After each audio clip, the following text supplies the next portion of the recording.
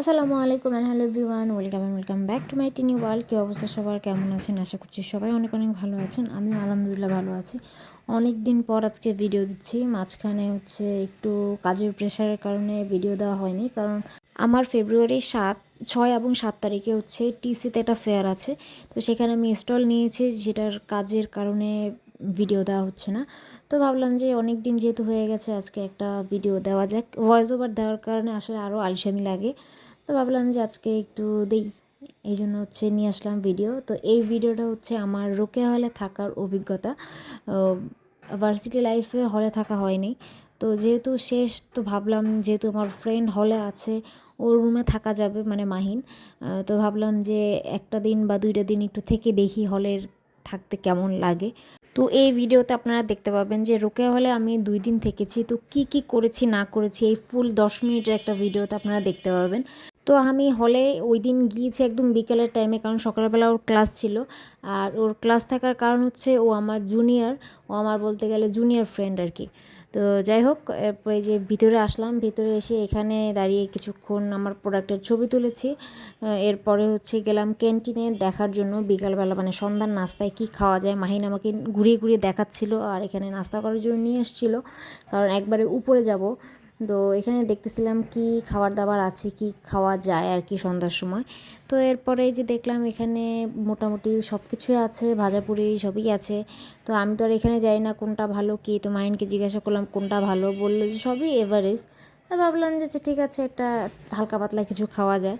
তো পরে একটা মোগলাইকে 2 ভাগ করে নিয়েছি। তো আমাকে জিজ্ঞাসা করলো কেমন, আমি বললাম যে আমার যেহেতু প্রথম, তো ভালোই লাগলো। আর এই চাটা অনেক মজার ছিল। তো এরপরে রুমে চলে আসি। রুমে এসে এই ওর বেড, ওর সাইডটা, বাকি সাইডে মেয়েরা ছিল, এই জন্য কোনো ভিডিও করিনি।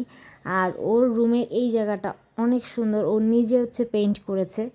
এরপরে ওখানে কিছুক্ষণ বসে আড্ডা আড্ডা দিয়ে এরপরে রেডি হয়ে বাইরে বের হয়েছি।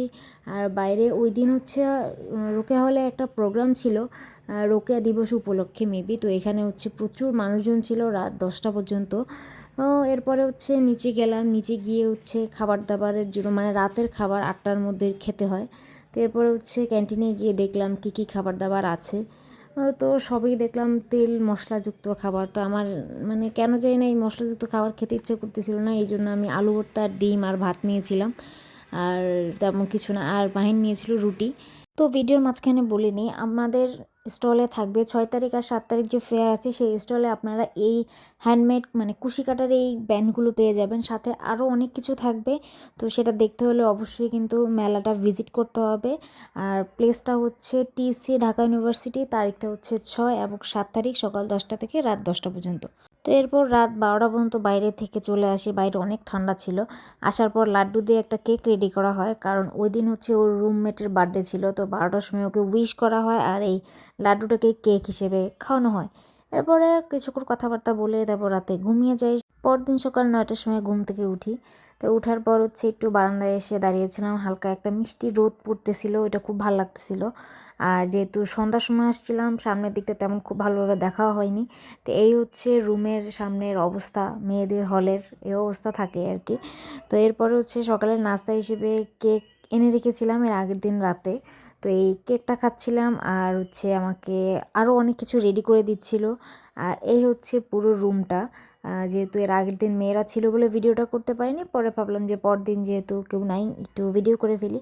আর আমি এখানে বসে বসে মোবাইল ঘাঁটতেছিলাম। এরপরে দুপুরবেলা কি খাবো সেটা জিজ্ঞাসা করলো, বা বললাম যে আমি কিছু খাবো না, এই কারণে সে আমাকে নুডলস রান্না করে খাওয়াবে বলল। তো পরে নিচে গেল, নিচে গিয়ে যে মুদি দোকান থেকে সে নুডলস আরও যা যা লাগে সব কিছু নিয়ে এসেছে, মানে আমাকে রান্না করে খাওয়াবে। আমি না করেছিলাম, কিন্তু না, সে একদম আমাকে মেহমানের মতো ট্রিট করেছে। তো যাই হোক, এখান থেকে তারপরে একটা কোক নিলাম, মানে প্রচণ্ড আমার কেন জানি না গরম লাগতেছিলো, এই জন্য একটা কোক নিলাম। এরপরে কাঁচা বাজারে গিয়ে ও হালকা পাতলা মানে জিনিস নিল নুডলস রান্না করার জন্য, যা যা লাগবে পেঁয়াজ, মরিচ, আরও যা যা লাগবে আর কি, সেগুলো সে নিল। আর আমি ওই দোকান থেকে একটা মানে মুদি দোকান থেকে একটা এই যে কি বলে ট্রাভেল কিট কিনেছি, যেটা মানে খুব প্রয়োজনীয় বলে মনে হয়েছে, এই জন্য ওখান থেকে কিনে নিয়েছি। তো এরপরে তার চুলার পাড়ে চলে আসলাম রান্না, মানে ঘরটা দেখার জন্য। তো এই মেয়েদের হলে রান্না করার জায়গা, মানে চুলা। আর এখানে যে পেন্টিংটা দেখতে পাচ্ছেন এটা সম্পূর্ণ মাহিনের করা, মানে যখন হচ্ছে ওই যে আন্দোলন চলতেছিল তখন কি করবে না পেয়ে এখানে বসে বসে এই কাজ করেছে, আর তার কাজ অনেক সুন্দর। তো নুডলস রান্না করে এই যে আমাকে নুডলস দিল, নুডলসটা অনেক মজার ছিল। এটা খেলাম। খাওয়ার পর আমরা আগে থেকে প্ল্যান করে রেখেছিলাম যে যেদিন যাব মানে শুক্রবার দিন, এদিন পরে তো আমরা শাড়ি পরবো দুজনই। তো এই যে আমরা দুজনেই শাড়ি পরে রেডি হয়ে নিলাম। এখন আমরা বাইরে যাব, কোথায় যাব জানি না। তো আর এই হচ্ছে আমার শাড়ি। তো আমি শাড়ি পরতে পারি না, মাহিন আমাকে পুরোপুরি শাড়ি পরিয়ে দিয়েছে। এরপর বের হয়ে রিক্সা নিয়ে উঠলাম, তারপরে ডিসাইড করলাম যে আমরা রমনা যাব। কিন্তু রমনায় যাওয়ার পথে মানে বারবার বাধা খেয়েছি। কিন্তু আমি বলতেছিলাম যতই বাধা আসুক আমরা হচ্ছে ওই দিন রমনাতে যাবই, ওখানে গিয়ে ছবি তুলবই যেহেতু শাড়ি পরেছি। তো এরপরে যেতে চেয়েছিলাম শিল্পকলা থেকে, ওখান থেকেও আমাদের আটকে দিয়েছিল। তো এই যে যেতে যেতে এখানে দেখতেছিলাম ঝিলিমিলি বেলুন, যেটা আমাকে এখনও হালদা শেপ কিনে দেয়নি, কবে কিনে দেবে আমি জানি না। তো যাই হোক, এরপরে হচ্ছে বহুত কষ্টে তারপরে রমনায় যাই।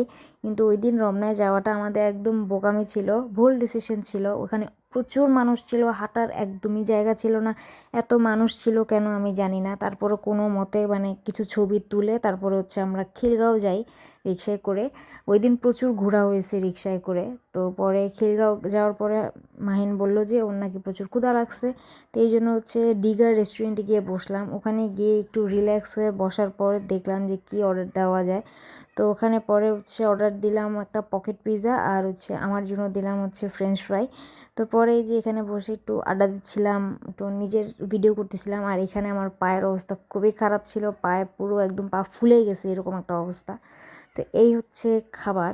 তো খাবারটা মোটামুটি ভালোই ছিল, মানে ফ্রেঞ্চ ফ্রাইটা এখানে অনেক মজার। তো আমি এখানে বসে বসে হচ্ছে ফ্রেঞ্চ ফ্রাই খাচ্ছিলাম, আর এখানে আরও কথাবার্তা বলতেছিলাম। এরপর কি করব না করব সেটা নিয়ে আলোচনা করতেছিলাম, কোথাও যাব কি না নাকি হলে ফেরত যাব সেটা নিয়ে এখানে কথাবার্তা বলতেছিলাম। আর এখানে কেন হাসতেছিলাম আমার মনে নেই, কারণ এই ভিডিওটা অনেক আগের, মানে এ মাসের শুরুতে মানে 9 তারিখের এটা ভিডিও। মানে এত লেট হয়েছে এই ভিডিওটা দিতে আমার যা বলার বাইরে।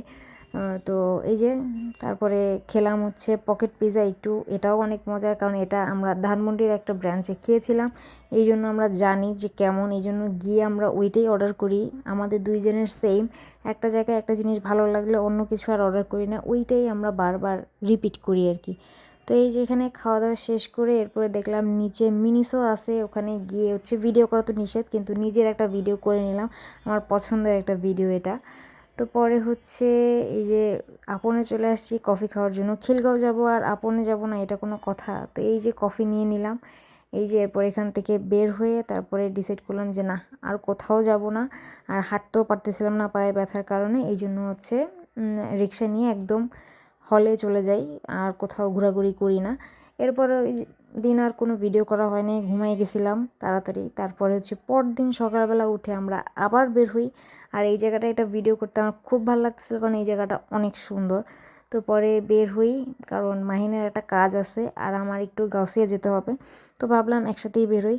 তো যেহেতু সকালে নাস্তা করিনি এই জন্য হচ্ছে মুদি দোকানে চলে আসছি। চলে এসে তারপরে এখান থেকে হচ্ছে দেখতেছিলাম যে কি নেওয়া যায়। তো পরে এখান থেকে এই যে একটা কেক নিয়েছি, আর অন্য কিছু খেতে ইচ্ছা করতেছিল না, আর কেকটা নিয়ে চলে গিয়েছি সোজা হাকিম চত্বরে, কারণ সকালবেলার চাটা তো অবশ্যই খেতে হবে।